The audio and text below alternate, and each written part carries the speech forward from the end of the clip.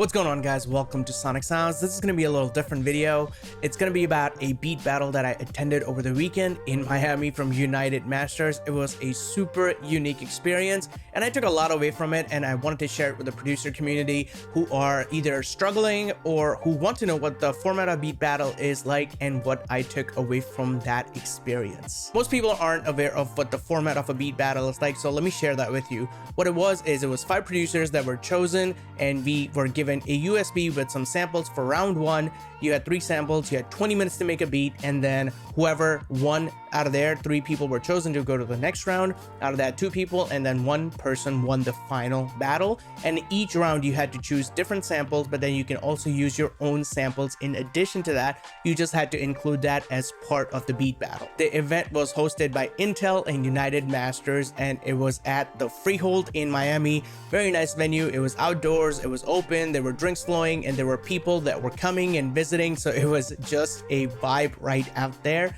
And the judges were just the cherry on the top. Wendigo was there, Hit Boy was there, and it was very nice to just talk to them and get immediate feedback on your beats right from literally the trailblazers in the music production scene right now. Now, what I really want to talk about is what I took away from this particular experience that I had as a music producer. One of the first learning that I took away from it is a completely different environment when you're doing this live, but what it also does is you are free from distractions. When you're in a studio like this, you have internet, you have social media, you have phone, you have family, you have friends, you have everything that's available to you that can distract you from making music. But in the environment of the beat battle, you had 20 minutes, you had some samples, and you knew you had to do something in those 20 minutes. So what I realized is that I was able to and capable of making some really quality music in just 20 minutes.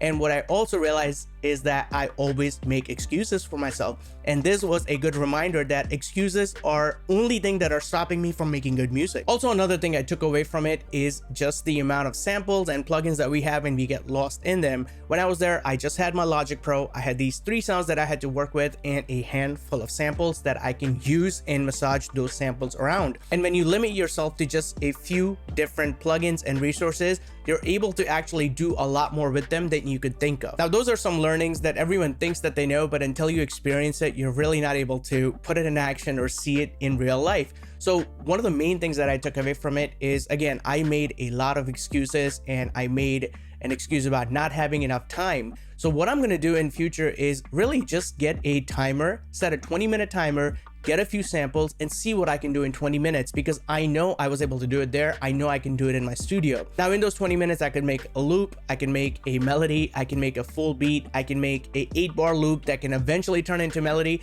But what that's going to do is limit myself and push my creativity in those 20 minutes. So I'm at least productive for those 20 minutes, and half of the battle is just showing up. So once you're in the zone for those 20 minutes, you might as well make the full beat, and that's going to get you kickstarted to actually finish and show up. And again, half of the battle was just showing up, and it will be just showing up. One of the questions that's going to be on everyone's mind was, did I win the beat battle? No, I did not win the beat battle, but I never went in with the intention of winning it. And one of the main reasons was that we were already 5 producers chosen out of thousands, so we had already won. So my intention when I went there was to network with people, get to know people, and see how I can take my career where it is right now in music production and take it to next level. And that's what I was able to do. I was able to connect with 5 producers. I was able to meet some people who turned into fans and followers on social media. I was able to connect with Wendigo. I was able to connect with Hit Boy, get some insights on what they look for when they are making beats and assessing beats. And let me tell you, the one gem is less the better. One of the things that I did was I was looking to get the crowd moving,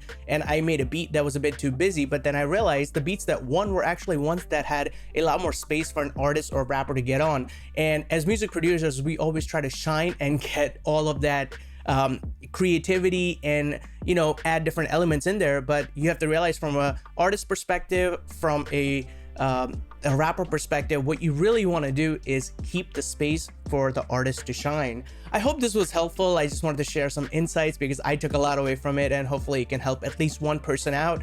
And if you are into music production, stick around, hit the subscribe button. We talk about gear, we talk about plugins, we talk about beat making, we talk about walkthroughs of the beats. And if you are interested in checking out some of my beats, I also have another channel that's going to be linked in the description. It's called Sonic Sounds Beats. I hope you guys have an amazing day. I'll talk to you at the next one.